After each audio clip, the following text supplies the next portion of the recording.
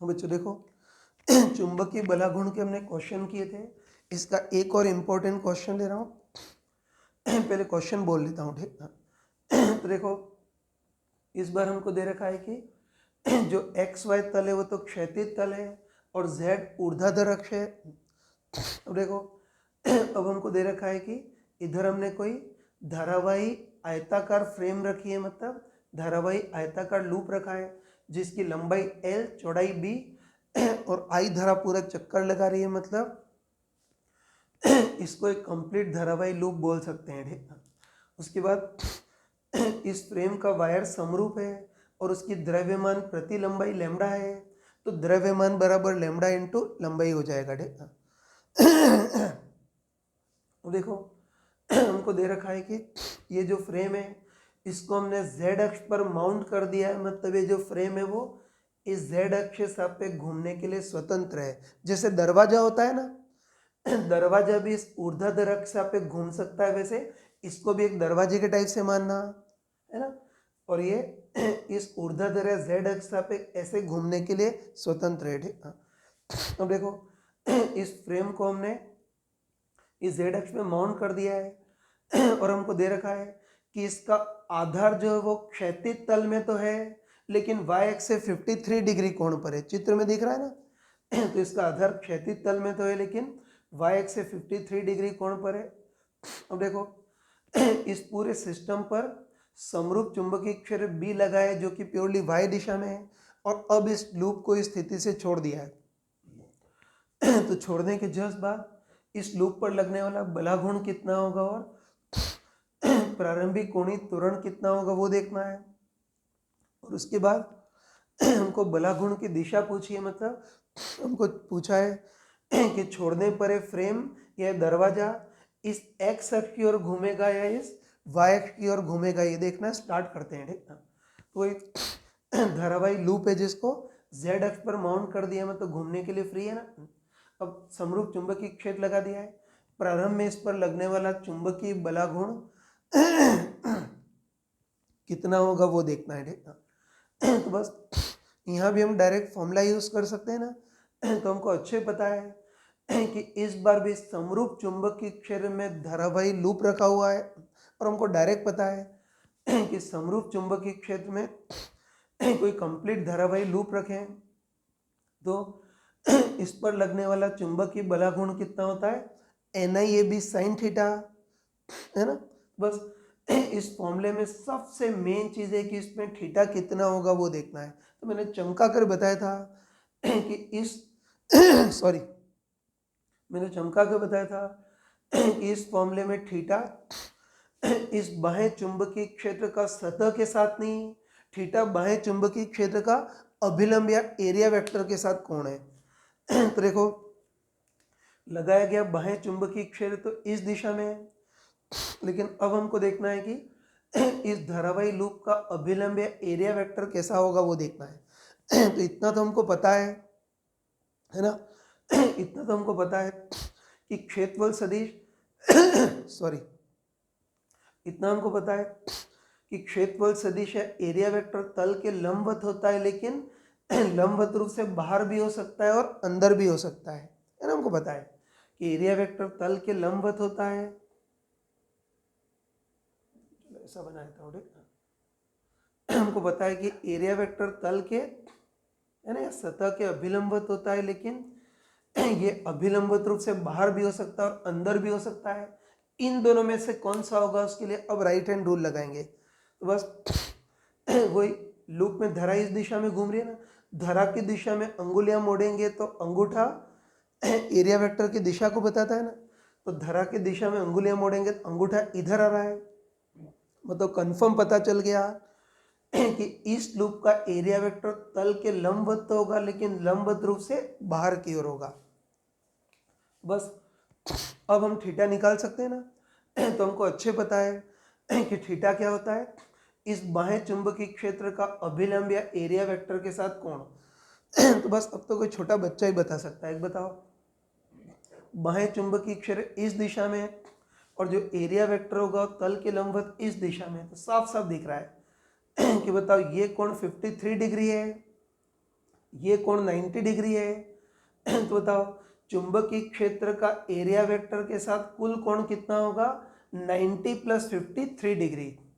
तो हम कह सकते हैं कि थीटा बाह्य चुंबकीय क्षेत्र का एरिया वेक्टर के साथ कोण, तो 53 डिग्री है, 90 डिग्री। तो बाह्य चुंबकीय क्षेत्र का एरिया वेक्टर के साथ कुल कोण 90 + 53, तो थीटा आ जाएगा 90 + 53 डिग्री आएगा। बस अब तो भगवान का नाम लेकर के मान रख देते हैं। तो बस इस लूप पर लगने वाला चुंबकीय बलाघूर्ण कितना होगा, n तो 1 क्योंकि घेरों की संख्या 1 है, I धारा, उसके बाद A लूप से परिबद्ध क्षेत्रफल। तो इस लूप से परिबद्ध क्षेत्रफल लंबाई इंटू चौड़ाई मतलब L इंटू बी, उसके बाद कैपिटल B लगाया गया बाह्य चुंबकीय क्षेत्र, और साइन थीटा चुंबकीय क्षेत्र का एरिया वेक्टर के साथ कोण। ठीक है, तो चुंबकीय क्षेत्र का एरिया वेक्टर के साथ कोण 90 + 53, बस साइन थीटा की जगह 90 + 53। और ये तुमने मैथमेटिकल टूल में पढ़ा होगा कि साइन 90 + 53 कितना होता है, cos 53, और cos 53 कितना होता है 3/5। तो इस लूप पर लगने वाला चुंबकीय बलाघूर्ण कितना आ गया, 3ILB कैपिटल B/5। तो इस लूप पर लगने वाला चुंबकीय बलाघूर्ण हमने इतना निकाल लिया। ठीक है, अब देखो ये तो चुंबकीय बलाघूर्ण का मान आया है ना, ये तो चुंबकीय बलाघूर्ण का मान निकाल लिया। अब हमको देखना है कि चुंबकीय बलाघूर्ण की दिशा कैसी होगी वो देखना है। तो मैंने तुमको क्लियरली बताया था कि चुंबकीय बलाघूर्ण की दिशा हमेशा ए वेक्टर से बी वेक्टर की ओर घुमाने वाली होती है। तो तुम बताओ कि इसका एरिया वेक्टर मतलब ए वेक्टर ऐसा है और लगाया गया बाह्य चुंबकीय क्षेत्र बी वेक्टर ऐसा है। ठीक है, तो साफ साफ देख सकते हैं कि ए वेक्टर ऐसा और बी वेक्टर ऐसा है। तो चुंबकीय बलाघूर्ण की दिशा ए वेक्टर से बी वेक्टर की ओर मतलब ऐसे घुमाने वाली होगी, सही है ना। तो बोल सकते हैं कि ए वेक्टर ऐसा बी वेक्टर ऐसा। तो चुंबकीय बलाघूर्ण की दिशा ए वेक्टर से बी वेक्टर की ओर ऐसे घुमाने वाली होगी। तो बस साफ साफ बोल सकते हैं कि बलाघूर्ण की दिशा ऐसे घुमाने वाली होगी, मतलब छोड़ने पर ये फ्रेम किधर की ओर घूमेगी, वाई अक्ष की ओर घूमेगी। तो इसका भी आंसर आ गया कि छोड़ने पर लूप या फ्रेम किस दिशा में घूमेगी, वाई अक्ष की ओर घूमेगी। ठीक है, बलाघूर्ण इस दिशा में लग रहा है ना, तो छोड़ने पर ये फ्रेम ऐसे वाई अक्ष की ओर घूमेगी, ये हमने देख लिया। ठीक है, तो किस दिशा में घूमेगी, तो आंसर ये होगा कि वाई अक्ष की और घूमेगी, ये हमने देख लिया। ठीक है, चलो ये तो बलाघूर्ण आ गया। एक मिनट, कई बार इसको सदिश फॉर्म में भी पूछता है। ठीक है, तो चुंबकीय बलाघूर्ण का मान तो कितना आ गया, 3ILB कैपिटल B/5, और इसकी दिशा ए वेक्टर से बी वेक्टर की ओर इधर घुमाने वाली होगी। ठीक है, लेकिन चलो अब हमको बलाघूर्ण की दिशा किताबी शब्दों में लिखनी है। तो देखो ये तुमने रिजिड बॉडी में पढ़ा होगा कि बलाघूर्ण की दिशा अगर किताबी शब्दों में लिखनी है तो उसमें भी राइट हैंड रूल का यूज करते हैं। तो बस वस्तु जिस दिशा में घूम रही है उस दिशा में अपनी अंगुलियां मोड़ते हैं, तो अंगूठा बलाघूर्ण की दिशा को बताएगा। तो बस इस बार ये फ्रेम ए वेक्टर से बी वेक्टर की ओर ऐसे घूमेगी, तो बस इस दिशा में अपनी अंगुलियां मोड़ेंगे तो अंगूठा ऊपर की ओर आएगा।